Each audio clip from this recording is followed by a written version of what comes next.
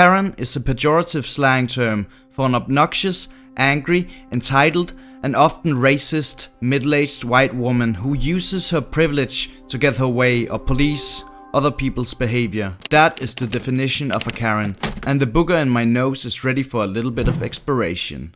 Chances are that you already know what a Karen is, or have watched videos of the so-called Karen freakouts. Chances are that you've even met one in real life, and for that I send my regards.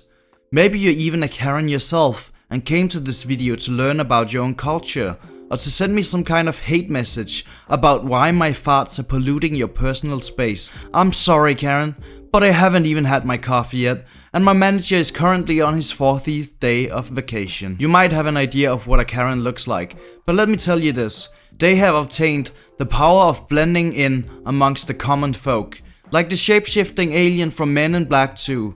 But they're quite easy to lure out. Just put on your face mask and they'll tell you about why wearing a mask is denying the oxygen that God is giving us. But where did the term Karen come from, you might ask?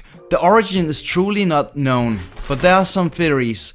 The slang started appearing in 2010, and a likely theory is that it came from the movie Mean Girls, where a character named Karen says this.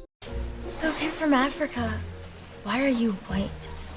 Oh my god, Karen, you can't just ask people why they're white. There are more theories about where it came from, but this is just one of those that I thought was very plausible. I really have sympathy for people named Karen who don't actually fit the Karen slang term. This graph shows the popularity of the name Karen, and we can really see that during 2010 it's starting to fall drastically, and we all know why. The Karen phenomenon. Let me show you this clip of a Karen. Me now? Hey, internet! This man and his Doberman just attacked me and my Chihuahua. It's not a Doberman.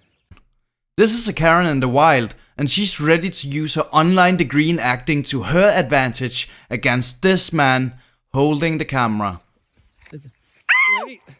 What are you doing? He just bit me! No, he didn't. As you can clearly see, she must have aced every single test during her 5-minute online acting lesson that she found on Fiverr. What are you? Okay? No! This man, his Doberman just bit me! Help! Call the police! I'm sorry, she's... Calling the police is of course a classic Karen move. Classic, I tell you. Classic Karen move. She's so entitled and gullible that she thinks the police will be on her side, while there's clearly a sane grown man filming the whole scene of this drama movie you've orchestrated. As you saw in this video, a Karen is a very special type. Totally entitled.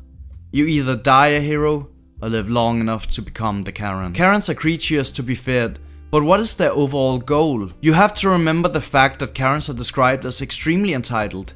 So when you get attacked by a Karen in the wild, there's nothing you can do to change the Karen's views. A fight with a Karen is a lost battle, but you do have a mighty weapon at your disposal. Your phone.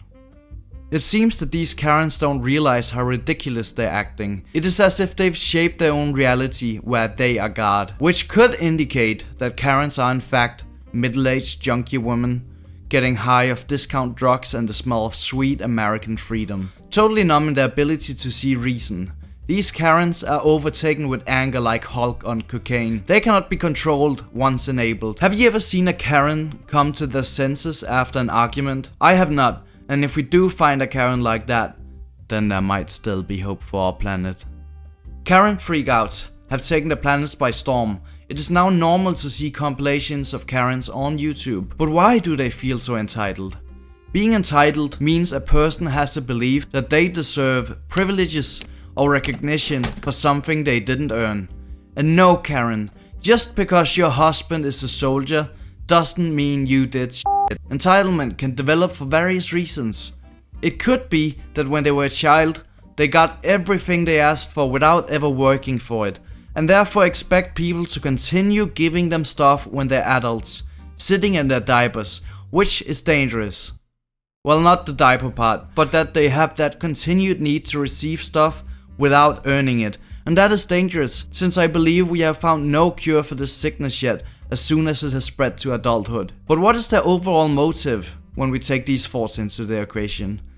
I've been thinking about this for a long time, and I seem to have a theory. They want complete authority over the world and how it's run, without us even realizing it. they're slowly trying to take over the world so that they can use their obscure views to terrorize and control the common folk. Not long ago, Ellen DeGeneres was outed as a Karen for treating everyone like they were unworthy of her. And of course we have Marjorie Taylor Greene. She's a politician known for being homophobic and racist, just to name a few things. And then we have the male Karen, Ron DeSantis, also known for some of the same bad stuff. If they want to take over the world, of course they'd have to start by infiltrating the government. You might be asking, how do they breed? My theory is that they suck out all the happiness out of their victims and somehow through photosynthesis or some shit, converts that to impregnation and starts laying eggs in the darkest corners of the world, waiting for that one day where the eggs will hatch and they'll have acquired another companion for their army. Let's imagine this. What would a world with only Karens look like? Say we have only entitled people. What happens when an entitled person meets an entitled person? I'm pretty sure that they're not gonna have a freaking friendship biscuit. They're of course going to have an all-out battle, wilder than the battle of the bastards in Game of Thrones. I guess you could say that in a Karen battle, there's only one way to decide a winner, and that is by measuring the volume of the screams. Whoever lands the highest number of decibels win. Karen versus Karen. Fight.